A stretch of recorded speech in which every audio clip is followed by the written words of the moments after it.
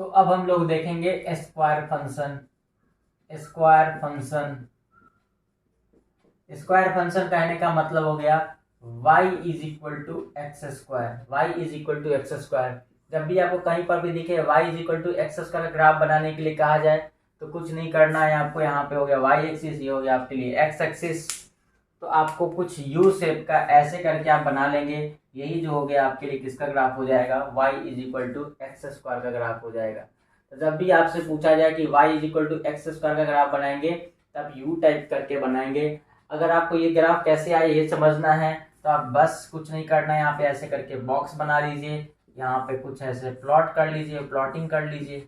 x है, ये y है, 0 होगा तो 0 देगा, 1 होगा तो 1 देगा, ठीक है, 2 होगा तो 4 देगा, -2 होगा तो 4 देगा। जब ये सारे पॉइंटों को आप यहाँ पे पॉइंट करेंगे यहाँ पे, तो जब आप मिलाएंगे तो कुछ इसी तरीके का शेप बन रहा होगा, इसलिए स्क्वायर फंक्शन ग्राफ ऐसे ही बनता है।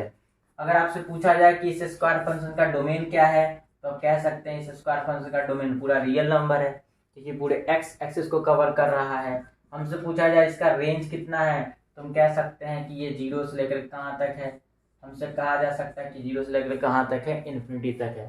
तो कुछ इस तरीके से क्या बनेगा, स्क्वायर फंक्शन का ग्राफ बन जाएगा। जल्दी से इसको आप लिखिए। अब हम लोग देखेंगे क्यूब फंक्शन। अब हम लोग देखेंगे cube function, cube CUBE, cube function. Cube function cube function को देखने के लिए y इज इक्वल टू जो एक्स क्यूब देख रहा है ना, ये इसी को कहते हैं क्यूब फंक्शन। इसका ग्राफ कैसे बनता है याद कर लेना है, याद कर लेना है। ये हो गया एक्स एक्सिस, ये हो गया y एक्सिस, ये हो गया एक्स एक्सिस, ये हो गया y एक्सिस। इसका ग्राफ जो बनता है कुछ ऐसे बन जाएगा, इसका ग्राफ कुछ ऐसे बनता है, y is equal to x cube, graph कुछ ऐसे बनता है। ये हो गया हमारे पास y equal to x cube. इसका अगर हमसे पूछा जाए कि इसका डोमेन क्या होगा तो डोमेन हो जाएगा इसका पूरा का पूरा रियल नंबर, क्योंकि पूरे एक्स एक्सिस को कवर कर रहा है। अगर इस फंक्शन का रेंज पूछा जाएगा तो क्या कह सकते हैं, इसका फंक्शन का रेंज हो जाएगा, ये भी पूरा रियल नंबर हो जाएगा, क्योंकि -∞ से +∞ तक कवर कर रहा है। ये हमारे पास हो गए क्यूब फंक्शन। इसको जल्दी से उतारिए और इसको याद करके रखिए। अब हम बात करेंगे एक्सपोनेंशियल फंक्शन के बारे में। तो लिखते हैं एक्सपोनेंशियल फंक्शन। एक्सपोनेंशियल फंक्शन तो एक्सपोनेंशियल फंक्शन में जो होता है उसका कैसा टाइप होता है, y इज इक्वल टू ए का पावर x, है ना, y इज इक्वल टू ए का पावर x। जहां पे ये जो a देख रहे हैं ना, इस a का वैल्यू हमेशा 0 से क्या होना चाहिए, बड़ा होना चाहिए। इस a का वैल्यू हमेशा 0 से बड़ा होना चाहिए। और एक और चीज, इस a का वैल्यू 1 के बराबर नहीं होना चाहिए, है ना। इस a का वैल्यू 0 से बड़ा होना चाहिए और इस a का वैल्यू 1 के बराबर नहीं होना चाहिए। तो अगर ऐसा चीज है तो हम कह सकते हैं कि कौन सा फंक्शन है, एक्सपोनेंशियल फंक्शन है। जैसे हमसे पूछा जाए y इक्वल टू 2 का पावर x, क्या एक एक्सपोनेंशियल फंक्शन है, तो बोलेंगे बिल्कुल एक्सपोनेंशियल फंक्शन है, क्योंकि यहाँ पे a का जो काम है, ये a का काम कौन कर रहा है, यहाँ पे a का काम 2 कर रहा है। ये कहा था कि भाई a 0 से बड़ा होना चाहिए, बिल्कुल सही बात है, 0 से बड़ा है। a 1 के बराबर नहीं होना चाहिए, बिल्कुल 1 के बराबर नहीं है, तो ये एक्सपोनेंशियल फंक्शन है। अगर आपसे पूछा जाए कि y इज इक्वल टू -2 का पावर x, -2 का पावर x, क्या ये एक एक्सपोनेंशियल फंक्शन है, तो बिल्कुल ये एक्सपोनेंशियल फंक्शन नहीं है, क्योंकि यहाँ पे a का काम कौन कर रहा है, -2, लेकिन ये कहा था कि a 0 से बड़ा होना चाहिए, इसलिए ये एक्सपोनेंशियल फंक्शन नहीं है। तो एक्सपोनेंशियल फंक्शन के लिए देखना होगा कि जो बेस है क्या वो बेस 0 से बड़ा है कि नहीं है, क्या वो बेस 1 के बराबर नहीं है ना। ये दो बात अगर बात सेटिस्फाई हो जाएगा तो हम कहेंगे कि जो y इज इक्वल टू ए का पावर x जो होगा, ऊपर x ही होना चाहिए, पावर में x ही होना चाहिए। अगर ऐसा है तो हम कह सकते हैं कि कौन सा फंक्शन है, वो एक एक्सपोनेंशियल फंक्शन है। अब हमको देखना ये है, हमको ये देखना है कि एक एग्जाम्पल आपको हम देते हैं और आपको बताना है कमेंट बॉक्स में कि क्या वो एक्सपोनेंशियल फंक्शन है या नहीं है। y इज इक्वल टू हमने लिखा, -3 का पावर x। आपको आंसर बताना है यस और नो में कि क्या ये एक एक्सपोनेंशियल फंक्शन है कि नहीं है। और रीजन भी लिख देना है कि क्यों है, क्योंकि बेस 0 से बड़ा है क्या बेस 0 से छोटा है क्या, ये आपको रीजन भी लिख करके दे देना है। ठीक है, तो ये आपका काम है, कमेंट बॉक्स में ज़रूर इसको कमेंट कीजिए। अब हम लोग देखेंगे इसका ग्राफ कैसे बनता है, एक्सपोनेंशियल फंक्शन में ग्राफ कैसे बनता है, ये हमें अब देखना है। तो अब हम लोग बात करेंगे इसके ग्राफ्स के बारे में। तो y इज इक्वल टू ए का पावर x का ग्राफ बना रहे हैं। तो ये हो गया हमारे पास y एक्सिस, ये हमारे पास हो गया x एक्सिस, तो ये हो गया x एक्सिस, ये हो चुका है y एक्सिस।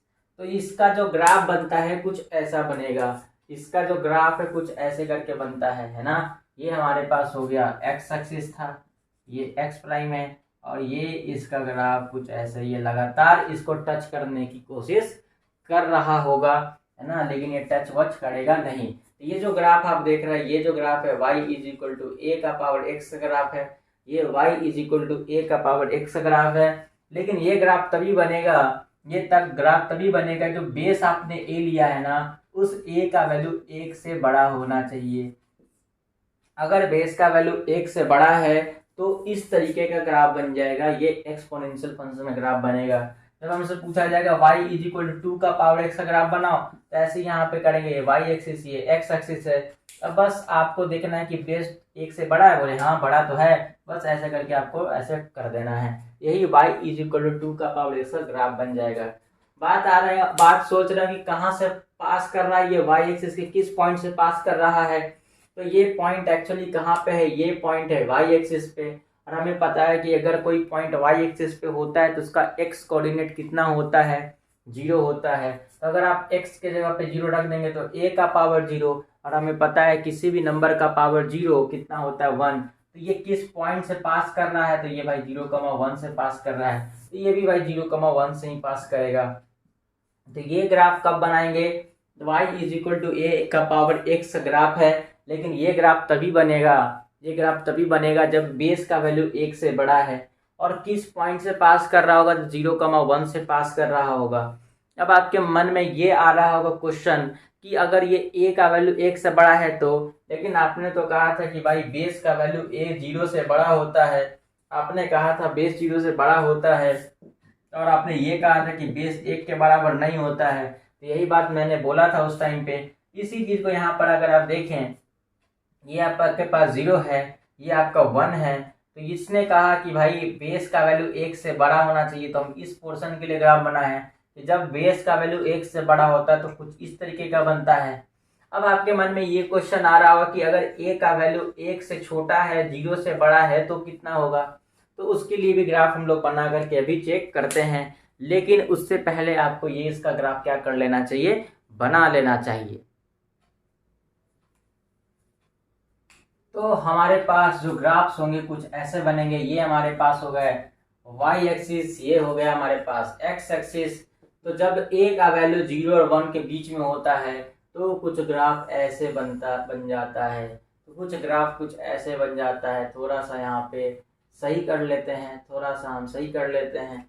कुछ ग्राफ्स कुछ ऐसे बन जाता है, कुछ ग्राफ्स कुछ ऐसे बन के आ जाएगा यहाँ पे, है ना। यहाँ पर भी ये जो होगा अप्रोच ही करते चला जाएगा, ठीक है। तो ये आपके हो गया 0,1, यहाँ भी 0,1 से ही पास करेगा। तो ये ग्राफ कब बन जाएगा, जब a का वैल्यू 1 से छोटा होगा, 0 से बड़ा होगा। तो इसके लिए ग्राफ बन जाएगा y इज इक्वल टू ए का पावर x का।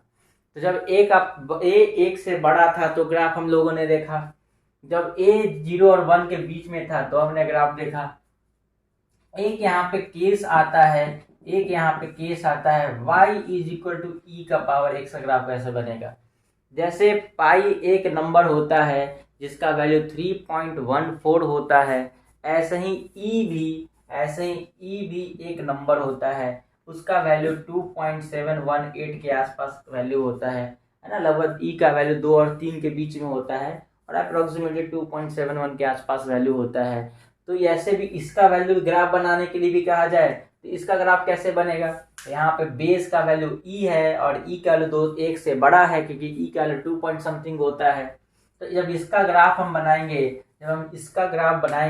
तो वो भी कुछ ऐसा ही बन रहा होगा, पहले वाला केस।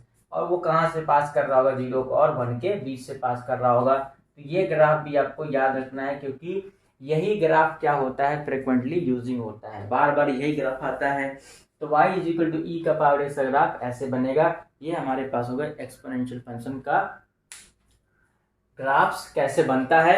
बात आता है इसका डोमेन क्या होगा। तो अगर आप इसका डोमेन देखेंगे तो पूरा का पूरा रियल नंबर को कवर कर रहा है, पूरा एक्स एक्सिस को कवर कर रहा है, इसलिए इसका डोमेन होगा रियल नंबर। अगर हमसे पूछा जाए इस फंक्शन का रेंज कितना होगा, तो रेंज देखेंगे वाई एक्सिस पे कवर होता है, तो ये कवर कर रहा है 0 से लेकर के इन्फिनिटी तक, या 0 ओपन से लेकर के इन्फिनिटी ओपन, यहाँ पे 0 ओपन से लेकर के, क्योंकि यहाँ पे 0 कभी हो नहीं सकता है, तो ये होगा 0 से लेकर के इन्फिनिटी तक। यही ग्राफ हो गया इस फंक्शन का डोमेन और इस फंक्शन का रेंज। अब हम लोग एक लास्ट देखेंगे लॉगरिदमिक फंक्शन, और उसके बाद हम लोग काइंड्स ऑफ फंक्शन में चले जाएंगे। ठीक है, जल्दी से इसको उतारिए।